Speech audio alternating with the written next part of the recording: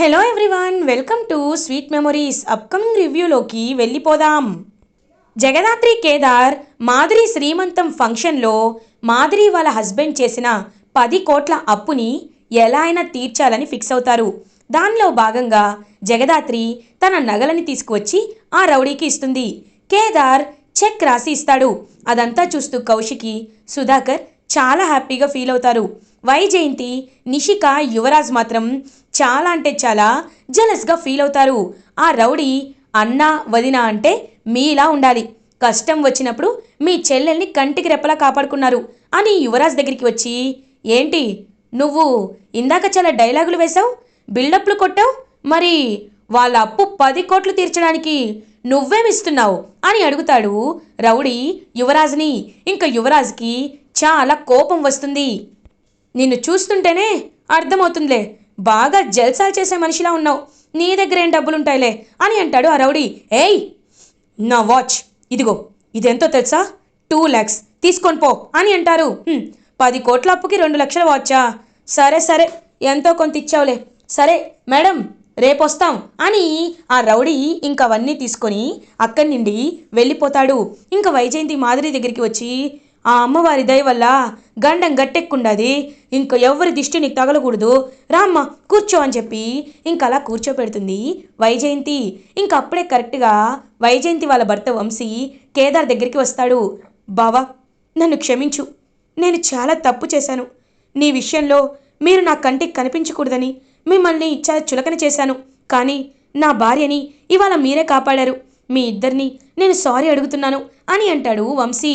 బావా, మాకు కావాల్సింది ఒకటే, మా చెల్లెలి సంతోషం, దానికోసం మేము ఏదైనా చేస్తాం అని అంటాడు కేదార్. అవును, నా చెల్లెలి కోసం నేను ఏదైనా చేస్తాను అని అంటాడు యువరాజ్. తన్ని మీరు ఒకే ఒక్క బాధ్యత, జాగ్రత్తగా చూసుకోండి, కంటికి రెప్పలా చూసుకోండి, అది చాలు అని అంటాడు కేదార్. ఇంకలా మాధురి శ్రీమంతం ఫంక్షన్ కంప్లీట్ అయిపోవడంతో ఇంకా హ్యాపీగా తన్ని ఇంటికి పంపించేస్తారు జగదాత్రి కేదార్ ఫ్యామిలీ. పాపం మాధురి వెళ్లే ముందు యువరాజ్ని కేదార్ని హక్ చేసుకొని, మీ దగ్గర నేను ఆశీర్వాదం తీసుకోలేదు, నన్ను ఆశీర్వదించండి అన్నయ్య అని కేదార్ అండ్ యువరాజ్ దగ్గర ఆశీర్వాదాన్ని తీసుకొని ఇంటికి వెళ్ళిపోతుంది మాధురి. పాపం కేదార్ జగదాత్రి ఇద్దరు చాలా అంటే చాలా హ్యాపీగా ఫీల్ అవుతారు. కౌశికి జగదాత్రి వాళ్ళ దగ్గరికి వచ్చి, జగదాత్రి నిజంగా మిమ్మల్ని నేను మెచ్చుకోలేకుండా ఉండలేకపోతున్నాను, ఎప్పుడు ఏ కష్టం వచ్చినా మేమున్నామంటూ నిస్వార్థంగా మీ దగ్గర ఉన్న వస్తువుల్ని ఈజీగా వదులుకుంటారు. ఈ ధైర్యం బహుశా నీకు మీ అమ్మగారి దగ్గర నుండే వచ్చిండొచ్చు, ఆవిడ రక్తమే కదా నీలో ఉంది, ఆవిడ ధైర్య సాహసాలే నీలో కూడా కనబడుతున్నాయి అని అంటారు కౌశికి అండ్ సుధాకర్. పాపం వాళ్ళ అమ్మని పొగిడినందుకు చాలా హ్యాపీగా ఫీల్ అవుతుంది జగదాత్రి. వైజయంతి, అబ్బో ఇందులో గొప్పేముండది, నగలు తీసుకొచ్చి ఇచ్చింది అంతే కదా అని అంటారు. అవునా పిన్ని, మరి మీ కూతురు ఫంక్షనే కదా, మీరెందుకు నగలు తీసుకొచ్చి ఇవ్వలేదు? ఏ, నిషిక ఉంది కదా, నిషిక దగ్గర కూడా నగలు బీర్వాలో ఉన్నాయి కదా, మరి నిషిక ఎందుకు తీసుకురాలేదు? చెప్పండి, ఎందుకు తీసుకురాలేదు? ఎందుకంటే మీకు మీ వస్తువులు వదులుకోవాలనే ఒక స్వార్థం ఉంది కాబట్టి, వదులుకోలేరు కాబట్టి. కానీ జగదాత్రి అలా కాదు, తను వేరు, మీరు వేరు, ఇప్పటికైనా అర్థం చేసుకోండి అని కౌశికి అక్కడి నుండి వెళ్ళిపోతుంది. ఛ, ఎప్పుడు ఛాన్స్ వచ్చినా ఈ జగదాత్రిని హైలైట్ అవుతుంది అని నిషిక కోపంగా అక్కడి నుండి వెళ్ళిపోతుంది. ఇంకా అలా అందరూ హ్యాపీగా ఎవరి పనులు వాళ్ళు చేసుకుంటూ ఉంటారు. ఇది ఇలా ఉండగా నైట్ అవుతుంది. యువరాజ్ అలా ఇంకా లాన్లో అటు ఇటు తిరుగుతుంటే మీనన్ ఫోన్ చేస్తాడు. హలో బాయ్ అని అంటారు.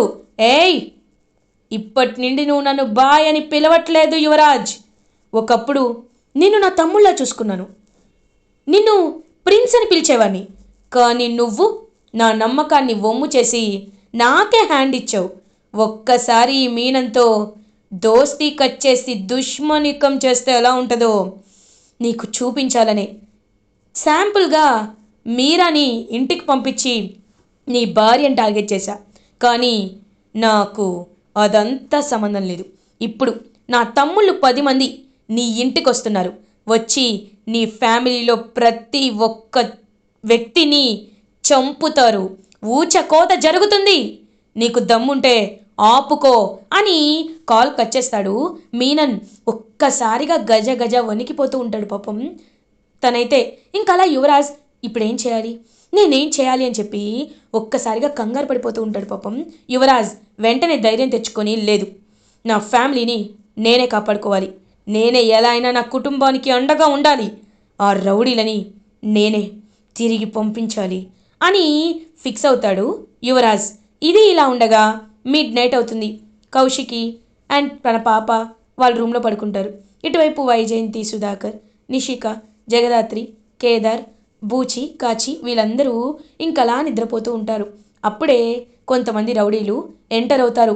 కార్ సౌండ్ వినిపిస్తుంది జగదాత్రికి. ఇదేంటి ఈ టైంలో కార్ సౌండ్ వస్తుంది అని బాల్కనీలోకి వెళ్ళి చూసేసరికి కార్లో నుంచి రౌడీలు దిగి నడుచుకుంటూ వస్తూ ఉంటారు. వెంటనే జగదాత్రి వాళ్ళని గమనిస్తుంది. ఇంకా జగదాత్రి జేడీ మోడ్లోకి ట్రాన్స్ఫామ్ అయిపోతుంది. యువరాజ్ ఎవ్వరి నిద్ర డిస్టర్బ్ చేయకుండా ఎవడైతే వెనకాల నుండి వస్తున్నాడో రౌడీ వాళ్ళని ఫుల్గా కొడుతూ ఉంటాడు. అలా కొంతమంది రౌడీలను అయితే బేర్ చేస్తూ కాపాడుకుంటూ ఉంటాడు తన ఫ్యామిలీని. కరెక్ట్గా ఇద్దరు రౌడీలు కౌశికి ఉన్న రూమ్కి వస్తారు. కౌశికిపై కత్తి పెట్టి తనని చంపడానికి కత్తి ఎత్తి దించేలోపు అక్కడికి ఒక చెయ్యి వచ్చి అడ్డుకుంటుంది. ఆ చెయ్యి ఎవరిదో కాదు, జగదాత్రిది. ఇంకా ఆ రౌడీ దగ్గరికి వెళ్ళి రౌడీ పీక పైన కత్తి పెట్టి రౌడీని పైకి పంపిస్తుంది జగదాత్రి. ఇంకలా ఇంకొక రౌడీ వస్తే వాడి చెయ్యి గట్టిగా విరిచి వాడిని గట్టిగా నోరు మూసేసి సౌండ్ రాకుండా ఇద్దరిని బయటికి తీసుకువెళ్ళిపోతుంది జగదాత్రి. ఇటువైపు కింద ఉన్న రౌడీలని సైలెంట్గా యువరాజ్ కొడుతూ ఉంటే పైనున్న రౌడీలని సైలెంట్గా కొడుతూ ఉంటుంది జగదాత్రి. ఒక్కొక్క రౌడీ కాళ్ళు చేతులు విరిచి వాళ్ళని బాగా కొట్టి కొట్టి చంపుతుంది జగదాత్రి. అప్పుడే కరెక్ట్గా యువరాజ్ పైకి వస్తాడు. చూసేసరికి రౌడీలందరూ పడిపోయి ఉంటారు. ఇదేంటి, నేను కొట్టలేదు కదా, అలాంటప్పుడు ఇక్కడికి వీళ్ళెలా వచ్చారు, ఎవరు ఎవరు వీళ్ళని కొట్టింది అని యువరాజ్ చూస్తూ ఉంటే అప్పుడే కరెక్ట్గా అటువైపుగా ఒక రౌడీ ఒక వ్యక్తిపై అటాక్ చేయబోతుంటే తను వెనకాల నిన్ను పట్టుకున్న రౌడీని గట్టిగా కొడుతుంది. ఎవరా అని చూసేసరికి జగదాత్రి. ఒక్కసారిగా షాక్ అయిపోతాడు జగదాత్రిని చూసి. వెంటనే యువరాజ్ ఇంకా జగదాత్రి అప్పుడే ఆ రౌడీ ఫోన్కి కాల్ వస్తుంటే ఆ ఫోన్ తీసుకుంటుంది. రేయ్ చెప్పు, వాళ్ళ ఫ్యామిలీ చంపేశావా, యువరాజ్ ఫ్యామిలీని చంపేశావా, చెప్పుదేవా అని అడుగుతాడు మీనన్. నా ఫ్యామిలీ సేఫ్ మీనన్ అని అంటుంది జగదాత్రి. ఒక్కసారిగా షాక్ అయిపోతాడు మీనన్. హేయ్, ఎవరు నువ్వు అని అడుగుతారు. వాయిస్ విని గుర్తు పట్టలేదా మీనన్, జేడీ అని అంటుంది జగదాత్రి. ఒక్కసారిగా మాటలు విని స్టన్ అయిపోతాడు యువరాజ్. ఇన్ని రోజులు ఒక సాదా సీదా హౌస్ వైఫ్గా ఉన్న జగదాత్రి ఇప్పుడు జేడీగా మారింది. జేడీనే జగదాత్రి అనే ఒక అతి పెద్ద నిజాన్ని తెలుసుకొని అలా షాక్లో ఉండిపోతాడనమాట. ఇంకా వెంటనే యువరాజ్, చూడు మీనన్, ఇంకొకసారి సుధాకర్ గారి ఫ్యామిలీ జోలికి రావాలి అని ప్రయత్నించావంటే నీ ప్రాణాలు మిగలవు. నిన్ను ఎలా చంపుతానో తెలుసా, నిన్ను ఎలా హింసిస్తానో తెలుసా, నీ తమ్ముడు నా చేతిలో ఎలా పైకి పోయాడో నువ్వు కూడా అలాగే నా చేతిలో పైకి పోవాలని రాసి పెట్టి ఉంది మీనన్. దాన్ని ఎవ్వరూ ఆపలేరు. కాబట్టి ఇంకొకసారి ఇలాంటి పనులు చేస్తే నిన్ను ఖచ్చితంగా యమలోకానికి పంపిస్తాను అని కాల్ కట్ చేసేసి ఇంకలా వెళ్ళిపోతుంది జగదాత్రి. యువరాజ్ వెంటనే ఆ రౌడీలందరినీ తీసుకువెళ్ళి బయట పడేస్తాడు.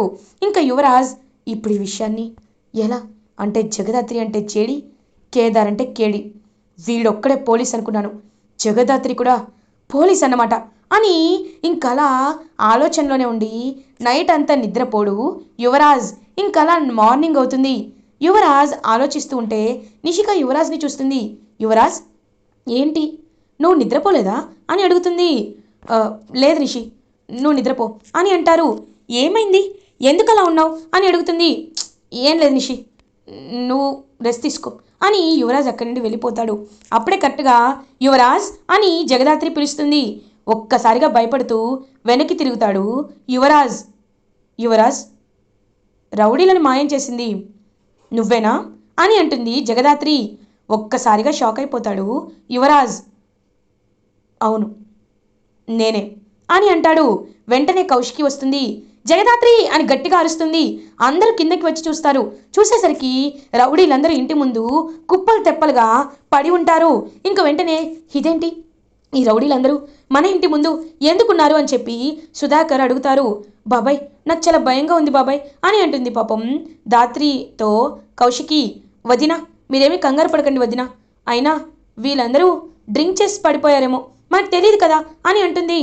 ఒంటి మీద దెబ్బలు కూడా ఉన్నాయి అని అంటుంది కౌశికి. ఏమో ఏదో గొడవ జరిగి ఉంటుంది, మనం నిద్రపోయాం కదా వదిన, మనకి తెలియదులేండి అని అంటుంది జగదాత్రి. ఇంక వెంటనే యువరాజ్ అవునక్క, రాత్రి ఈ మధ్య న్యూసెన్స్ బాగా ఎక్కువ అయిపోతుంది, ఎవరో డ్రింక్ చేసి పడిపోయి ఉంటారు, మనం సెక్యూరిటీని టైట్ చేయాలక్క అని అంటాడు యువరాజ్. సరే వెళ్ళండి అని ఇంకా రౌడీలందరినీ లేపక్కడి నుండి పంపించేస్తాడు యువరాజ్. జగదాత్రి నీ గురించి నిజం నాకు తెలిసిపోయింది, కానీ ఒకటి, నా ఫ్యామిలీని కాపాడినందుకు థ్యాంక్ యూ అని అంటాడు యువరాజ్. చూడు యువరాజ్, నువ్వు ఇన్నిసార్లు ఎన్ని తప్పులు చేసినా నిన్ను ఎందుకు వదిలిపెట్టామో తెలుసా? నువ్వు రెడ్ హ్యాండెడ్గా మాకు దొరికిపోయినా ఎందుకు నిన్ను జాలేసి విడిచిపెట్టామో తెలుసా? ఎందుకంటే నువ్వు మా ఫ్యామిలీ కాబట్టి, నువ్వు నా భర్తకి తమ్ముడి అవుతావు కాబట్టి. లేకపోతే మేము ఎన్ని ఎన్కౌంటర్లు చేశామో లెక్కే లేదు. కాబట్టి ఇప్పటి నుండి చెప్తున్నాను, కేదార్ని ఒక మనిషిగా చూడు, మీ అన్నయ్యగా చూడు, అవమానించొద్దు అని అక్కడి నుండి వెళ్ళిపోతూ వెనక్కి తిరిగి, ఆ మీనన్ విషనాగు లాంటివాడు, వాడికి ఎంత దూరంగా ఉంటే అంత మంచిది. నీ ఫ్యామిలీ జోలికి వచ్చిన వాడికి నువ్వు ఎలాంటి గిఫ్ట్ ఇవ్వలేవా? వాడి గురించి నిజాలన్నీ ఒప్పుకొని అప్రూవర్గా మారిపోతే నీకు శిక్ష తగ్గేలా నేను చూస్తాను. నిన్ను అతి త్వరలో బెయిల్పై బయటికి నేను తీసుకొస్తాను. నీ ఫ్యామిలీని ఇంతగా చంపాలనుకున్న వాడికి ఇంకా నువ్వు వాడి గురించి చెప్పకుండా, బయట పెట్టకుండా, అప్రూవర్గా మారకుండా ఉంటే నేనేమీ చేయలేను అని అక్కడి నుండి వెళ్ళిపోతుంది జగదాత్రి. ఇంకా యువరాజ్ ఆలోచించుకుంటాడు, నిజమే, మీనన్ని నేను ఎంతగానో నమ్మాను, ఎన్నోసార్లు అతనికి సంబంధించిన అన్ని పనులు చేశాను, కానీ వాడు నేను ఒక్క పని చేయను అని అన్నందుకు నన్ను ఇంతలా ఇంతలా టార్చర్ పెట్టాడు. నన్ను నన్ను చంపేయాలని, తర్వాత నా ఫ్యామిలీ జోలికి వచ్చి నాకు చావు భయం అంటే ఏంటో చూపించాలని అనుకున్నాడు. కాబట్టి ఖచ్చితంగా నేను ఊరుకోను, ఆ మీనన్ గురించి అన్ని నిజాలు బయట పెట్టేస్తాను అని చెప్పి ఇంకా వెంటనే అలా వెళ్ళిపోతాడనమాట యువరాజ్. ఇది ఇలా ఉండగా జగదాత్రి కేదార్ జేడీ కేడీగా మారి పోలీస్ స్టేషన్కి రీచ్ అవుతారు. ఇంకా అలా పోలీస్ స్టేషన్కి వచ్చిన వెంటనే సాధు నాయక్, జేడీ మీకు ఒక గుడ్ న్యూస్ అని అంటారు. ఏంటి సార్ అది అని అడుగుతుంది. చూడు జేడీ, నీకు ఒక ఇంపార్టెంట్ న్యూస్ చెప్పాలి. యువరాజ్ కాల్ చేశాడు, తను పోలీస్ స్టేషన్కి వచ్చి సరెండర్ అవుతున్నాడంట, అప్రూవర్గా మారిపోయి నిజాలన్నీ బయట పెట్టేస్తున్నాడంట అని చెప్పడంతో హ్యాపీగా ఫీల్ అవుతారు జేడీకేడి. యువరాజ్ చాలా మంచి నిర్ణయం తీసుకున్నాడని ఇంకా చాలా హ్యాపీగా ఫీల్ అవుతుంటే అప్పుడే కరెక్ట్గా యువరాజ్ అయితే పోలీస్ స్టేషన్కి వస్తాడు. మాస్క్ పెట్టుకున్న జేడీకేడిని చూస్తాడు. ఇంకా అలా జేడీకేడి వైపు చూస్తూ, సార్ నేను మీతో మాట్లాడాలి. మీనన్ నాతో ఎన్ని పనులు చేయించాడో అండ్ నా ఫ్యామిలీ జోలికి చంపడానికి వచ్చాడో నేను మీకు చెప్పాలని చెప్పి జరిగిందంతా, లైక్ మీనన్ ఏమేం ప్లాన్ చేశాడు, అసలు మీనన్ ఎలా చేసి మొత్తం అన్నీ బయట పెట్టేస్తాడు. ఇంకా అప్రూవర్గా మారిపోతాడు. అలా అప్రూవర్గా మారిన మీనన్ని లైక్ యువరాజ్ని వెంటనే తన దగ్గరికి ప్రెస్ మీట్కి తీసుకొస్తారు జేడీకేడి. ప్రెస్ మీట్లో మీనన్ అకృత్యాలు, మీనన్ చేసిన దుర్మార్గాలని యువరాజ్ బయట పెట్టాడు అని చెప్పడంతో మీనన్ ఒక్కసారిగా షాక్ అయిపోతాడు. ఇప్పుడు మీనన్పై షూట్ ఎట్ సైట్ ఆర్డర్ కూడా ఉంది. మీనన్ చాలా దుర్మార్గాలు చేశాడు కాబట్టి మీనన్కి ఎవ్వరు కనిపించినా మాకు ఇన్ఫామ్ చేయండి, మీనన్ని త్వరలోనే అరెస్ట్ చేస్తాం అని జేడీకేడి ఇద్దరు ప్రెస్ మీట్లో స్టేట్మెంట్ ఇవ్వడంతో మీనన్, యువరాజ్ అప్రూవర్గా మారిపోయి రివెంజ్ తీర్చుకుంటావా? ఇప్పుడు నేను సైలెంట్ అవ్వచ్చు, కానీ ఖచ్చితంగా నీపై ఎలా పగ సాధిస్తానో ఊహించలేవు అని అనుకుంటూ ఉంటే అప్పుడే కరెక్ట్గా డోర్ తంతు ఒక సౌండ్ వస్తుంది. చూసేసరికి Jagadhatri and Kedar alias JD KD. ఏంటి మీనన్, షాక్ అయ్యావా? ప్రెస్ మీట్లో ఉన్న వాళ్ళు ఇక్కడికి ఎలా వచ్చారనుకుంటున్నావా? ఇదంతా నేను చేసిన మ్యాజిక్కే, కావాలనే నిన్ను ట్రాప్ చెయ్యాలనే ఇలా చేశాం అని గట్టిగా చెప్పడంతో ఇంకా వెంటనే అలా మీనన్ పారిపోవాలనుకుంటే జగదాత్రి కేదార్ ఇద్దరు కలిసి మీనన్ని పట్టుకుంటారు. ఇంక నువ్వు తప్పించుకోలేవు మీనన్, నువ్వు అరెస్ట్ అయిపోయావు అని జేడీకేడి ఇద్దరు కలిసి అలా లాక్కు వెళ్తూ ఉంటారు మీనన్ని. ఇంకా మీనన్ అలా హ్యాపీగా చూస్తూ ఉంటాడు. నేను మీరు వెళ్ళినా హ్యాపీగా బెయిల్పై బయటకు వచ్చేస్తాను, నాకు భయమే లేదు అని అంటాడు. ఓ అవునా, అందుకే కదా నిన్ను అరెస్ట్ చేయటం లేదు అని అంటుంది జేడీ. ఒక్కసారిగా మీనన్ షాక్ అయిపోతాడు. ఏంటి అని అంటాడు. అవునరా అని అంటాడు కేదార్. ఏయ్ అని అంటాడు. ఎన్నో దుర్మార్గాలు చేసిన నిన్ను రా అనకుండా సార్ అని పిలవాలా, చంపేస్తా. చూడు, ఇప్పుడు నువ్వు అఫీషియల్గా కాదు అన్అఫీషియల్గా అరెస్ట్ అయినట్టు. నిన్ను నేను ఒక ప్లేస్లో దాచిపెడతాను మీనన్, నువ్వు ఎప్పుడెప్పుడు దొరుకుతావా అని అందరూ ఎదురు చూస్తూ ఉంటారు. నిన్ను ఒక సీక్రెట్ ప్లేస్కి తీసుకువెళ్ళి ఎన్కౌంటర్ చేసి నీ బాడీని పసిఫిక్ ఓషన్లో కలిపేసి వచ్చేద్దామని ఫిక్స్ అయ్యాంరా అని గట్టిగా అంటాడు కేడి. ఇంత ప్లాన్ చేశారా, ఇది అన్యాయం అని అంటారు. ఏయ్, అన్యాయం గురించి నువ్వు మాట్లాడద్దు కేదార్, పద అని చెప్పి జేడీకేడి ఇద్దరు అలా మీనన్ని ఒక సీక్రెట్ ప్లేస్లో దాచిపెడతారు. ఇంకా అలా మీనన్ ప్రాబ్లమ్ని సాల్వ్ చేసి ఇటువైపు ఫ్యామిలీ ప్రాబ్లమ్ని సాల్వ్ చేస్తారు Jagadhatri Kedar alias JD and KD. ఇలా ఎపిసోడ్ ఎండ్ అవుతుంది. ఫర్దర్ ఎపిసోడ్ రివ్యూస్ ముందుగా మీకు కావాలి అనుకుంటే మా ఛానల్ని సబ్స్క్రైబ్ చేసుకోండి. Thanks for watching.